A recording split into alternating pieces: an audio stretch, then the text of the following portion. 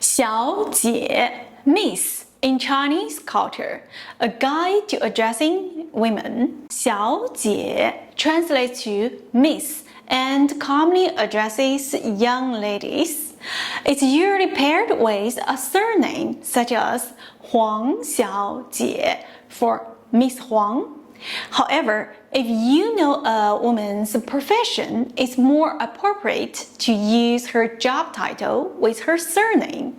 So if you know I am teacher, you should call me Huáng 老师 instead of Huáng 小姐. Be aware that 小姐 in some slang or dialects can refer to a sex worker, especially in phrases like 她是个小姐 She is a sex worker, or 她的工作是小姐 Her job is as a sex worker.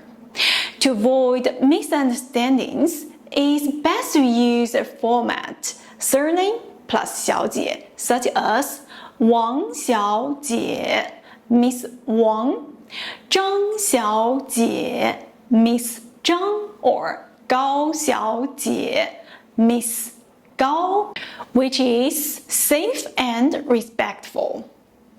Transitioning to another respectful term, 女士, which means Miss or Madam, is often used to address mature women, whether in terms of age or position.